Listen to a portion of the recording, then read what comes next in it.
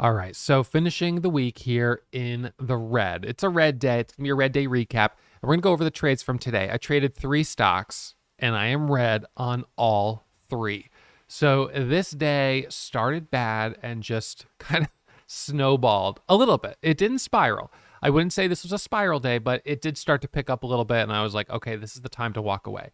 So if we go back to sort of where today went off the rails, it started at about 3 in the morning when my son came in with a bad dream. And I sleep very lightly. So when he woke me up, I didn't really fall back asleep. So I've been up since about 3 in the morning. I kind of tossed and turned 4:35. And then finally I just got out of bed. So unfortunately for me, I didn't sleep well. And then I think that can sometimes be a trigger for my headaches. Anyways, I come over here to the office around 7 a.m. I sit down, I'm looking at my scans, and I'm trying to decide whether I'm going to take my migraine medication or not.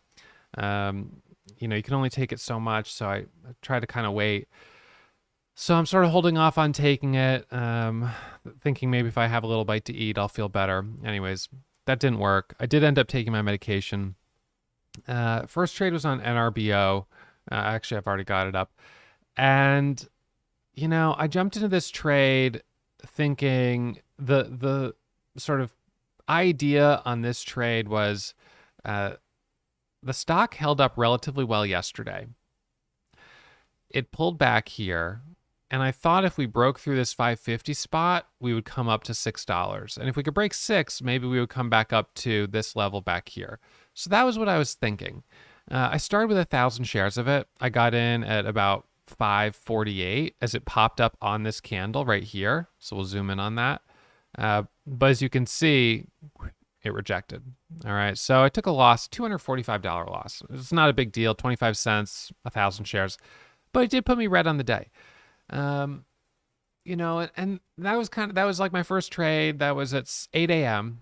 It ends up coming back up. I thought about getting back in, but I was like, now I'm not sure about it because of this red candle. Now I don't know if it's going to work. Well, it did end up working. Right idea, just wrong timing. That's okay. It is what it is. The loss is small. It's negligible. It doesn't really matter. All right. So then the reason I kind of liked that setup on NRBO was because of MINM. Yesterday, MINM had done something kind of similar. It had a strong day, held up relatively well, pulled back a little bit pre-market, and then when it started to go right here, it went quick. Right? So this is what I kind of thought might happen on NRBO. Didn't really work out as planned. But in any case, I already had MINM on watch. And that's because I was sort of comparing the chart to what I thought might happen on NRBO, little pattern recognition there. And so when MINM starts to pull away right here, I was like, all right, this might give me something that I can work with.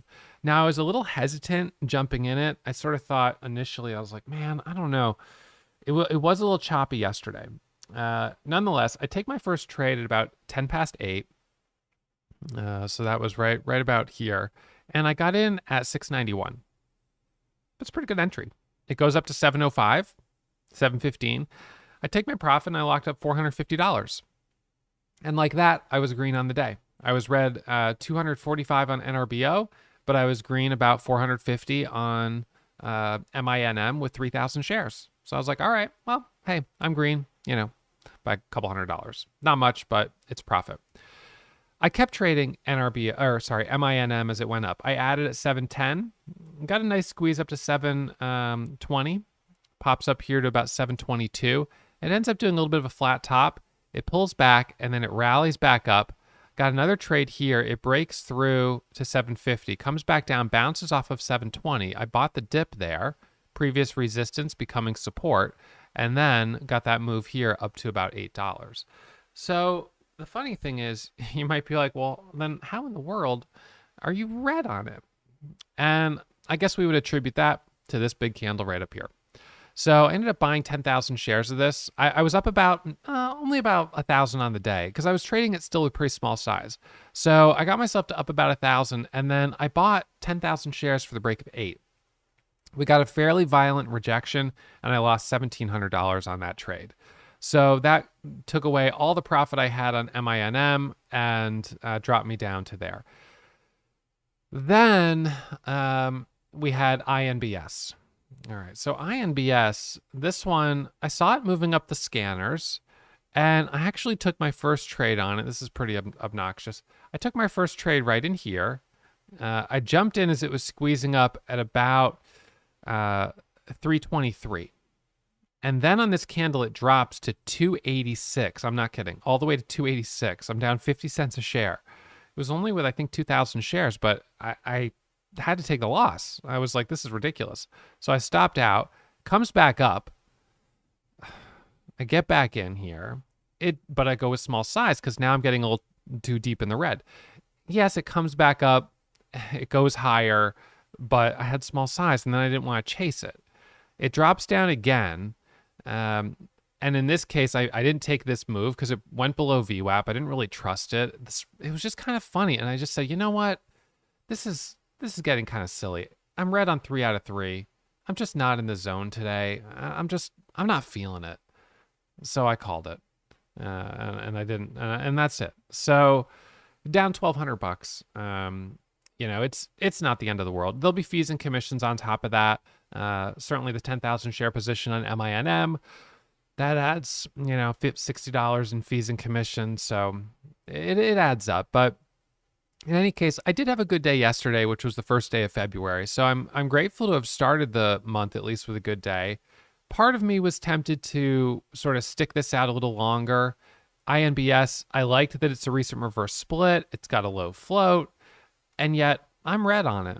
So my execution of trades, trying to take quick scalps on it and get in and get out, that just didn't work super well.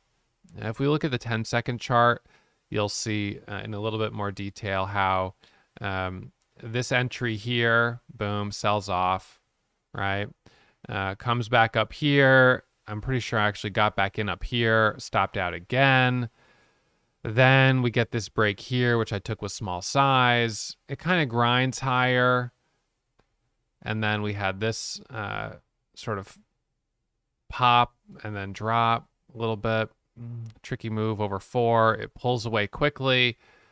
You get a pull back here, but it's going right into the open. I did trade this as a dip and a pop back up. I made a little bit on it, but I just wasn't sure. At the open, we've been seeing these kind of jackknife moves. So I bought this dip at around 415. It pops up to a high of, 430, 425. I took the profit. It drops back down to 4. Then it comes back up, but I didn't get back in. So it's just, I don't know. I think I just wasn't on my game today. And that's what can you do? Sometimes it's like that. So I think the best thing you can do is acknowledge it and say, today's probably not a day that I should push it. I still have a headache. I took my medicine, but I still have a headache. So, I'm not going to be able to be at peak performance today. And on a day when the market is really clean and easier, even with a headache and whatever, I could still probably make some money and do okay. Today was a day that it just wasn't as clean, wasn't as easy. And although I'm sure some people did well, these moves, this pop and then all the way back down, this is difficult stuff. So it's a Friday, end of the week. Had a pretty good week overall, but yeah. So anyways, due for one red day a week. I kind of figure that one red day a week. And again, I haven't really been tracking or looking at my P&L on TraderView in detail. So I don't know when the last red day was for me. I think it was back, when was it? It's maybe 2.5 weeks ago or something like that. So, I was due for a red day. It's just what's important is keeping the red days really small so I can recover this loss in one trade next week. One good trade is going to recover all of these losses. So yeah, I traded 3 stocks and I probably took, obviously 3 losses, but I got some winners too. Anyways, took a bunch of losses today, but it's going to be pretty easy to recover from this loss. Now here's the problem. If I start over trading, if I start taking 15, 20,000 share positions and try to really, get a big win on something, easily I could go down $3,500, $4,500, $10,000, right? And then that starts to be a hole that's a little bit harder to recover from. It's going to take more time. And mentally, I'm going to be off my game more. So for me, keeping the loss small, under 1,000, under 2,000, it's negligible enough that it's water under the bridge within an hour of turning off my computer. Now, a $10,000 loss, not so much. That sticks with me. I'd be thinking about it all weekend. I'd be frustrated. I'd be certainly thinking about it again on Monday morning. And then I'd be more apt when I see something like a CMAX to be like, all right, look at this thing moving up. I'm just going to jump in. I press the buy button, and the next thing you know, it's like, uh-oh. We could look at the level 2 on this. Next thing you know, you've got a 10-cent spread. It drops back down, and there's not a lot of liquidity. There's no volume. 30-cent spread, and you could be in some trouble. So you got to manage risk. You got to know when to walk away. And there are days where, for whatever reason, whether it's because of the internet or your own stuff you've got going on, you're just not going to be on your game. And those are good days just to walk away. Live to trade another day. The market's going to be here tomorrow, right? It'll be here on Monday. So, all right. It just means that I have to be totally comfortable sitting right there down 1,200 today. So if you looked at my equity curve, from $583.15, right? So, had some drops for sure. I've had some red days. These are going to be like $30,000 red days. But up here being down $1,000, it's like, again, like I said, that's the idea with trading. It's just to keep the losses so small and so far between that they're negligible. What happens is sometimes you have a nice long green stretch and then you start to go red and then you dig your heels in. You don't want to end the green streak. You just start to be more and more aggressive, and then that's when you can have some big drawdowns. And I've seen traders who have made millions of dollars and then just giving it right back. So the way you prevent that, it's discipline. Really, it's having the discipline to know, I'm not on my game. I'm going to walk away. The glass is still half full. So you recenter, come back on Monday. Next thing you know, you're up $1,200, $2,500, and you've totally forgotten about this day. I can promise you, if you ask me 3 days from now what stocks I trade on Friday, I bet I won't even remember. It just is out of sight, out of mind, gone. So I'm going to shut it down, close it down, and call it a day. Thank you guys as always for tuning in, and I'll see you back at it first thing on Monday morning. I hope you hit the thumbs up and subscribe to the channel. And if you haven't tuned in to my small account challenge series, make sure you watch some of those episodes. I got a new one uploaded this week. Okay, enjoy, and I'll see you guys real soon.